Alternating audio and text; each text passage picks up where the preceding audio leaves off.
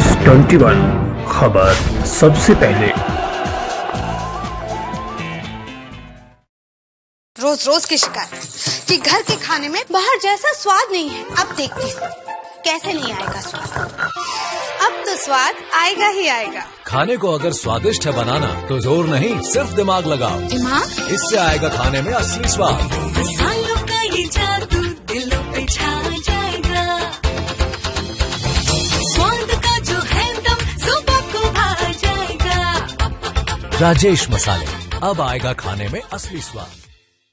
अगर लाठी डंडे या गोली से अपराध रुक सकते तो आज प्रदेश में एक भी अपराधी नहीं होता।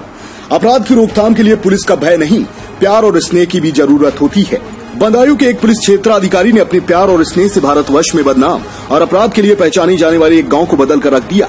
यह बदलाव कैसे हुआ, आइए देखते हैं इस पर एक खास रिपोर्ट। यह है बदायूं जनपद के कादर चौक थाना क्षेत्र का गांव धनुपुरा मंडल में कच्ची शराब के अवैध कारोबार के कारण बदनाम तो है ही, साथ ही यहाँ के युवक महाराष्ट्र, आंध्र प्रदेश, उड़ीसा, बंगाल जैसे दूर दराज के प्रदेशों में बड़े बड़े शोरूम में नकबजनी, लूटमार के लिए भी बदनाम है।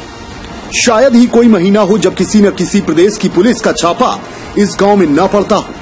लोकल पुलिस भी छापा मारकर थक हार गई है, मगर इस गांव को अपराध मुक्त नहीं करा सकी। मगर कुछ दिन पहले नक्सली इलाके से बदायूं ट्रांसफर होकर आए पुलिस के एक अधिकारी अनिरुद्ध सिंह ने इस गांव को बदलने का बीड़ा उठाया। अनिरुद्ध सिंह उझानी क्षेत्र के क्षेत्राधिकारी हैं। उन्होंने सबसे पहले इस गांव की भौगोलिक और सामाजिक स्थिति का अध्ययन किया। उन्होंने पाया कि कच्ची शराब का कारोबार इस गांव में कुटीर उद्योग का रूप ले चुका है।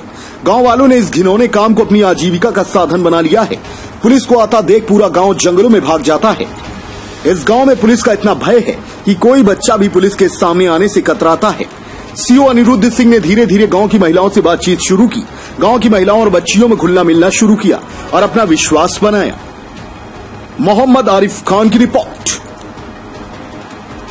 आपको लगता है सर कि ये मुहिम जो आपने शुरू की है आप इस मुहिम को आगे चल के भी जो है इसमें फायदा मिलेगा इन लोगों को और इस गांव के जो है हालात बदलेंगे?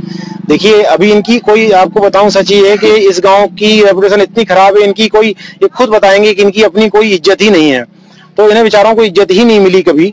तो ये इस बारे में सोचे ही नहीं कि क्या परिवर्तन कर सकते हैं। अब ये परिवर्तन का इन्होंने बीड़ा उठा लिया है और इन्होंने जिस देवी माँ की कसम खा के ये अपराध करते थे उसी देवी माँ की कसम खा के इन्होंने अपराध छोड़ने के लिए कहा है। तो 100% मुझे उम्मीद है ये भी इंसान है कि ये बदलेंगे। हर कोई एक समय आया है बदला है, ऐसा नहीं है कि बदलने का मौके नहीं मिले। बस ये कह लीजिए मैं जरिया हो सकता हूँ या बहाना हो सकता हूँ। और इन्होंने खुद जब बदलने के परिवर्तन की सोच लिया है तो 100% परिवर्तन आएगा। ये इनके ऊपर डिपेंड करता है अब ये कितना बदलने के लिए अपने को हमारे साथ लेके चलते हैं। आपके गांव में इतना बड़े लेवल पे कारोबार होता था शराब का, काफी पैसा होता है शराब के काम में, लेकिन अब जो है आपको किस तरह की दिक्कतें सामने आएंगी जब ये कारोबार आप बंद कर देंगे?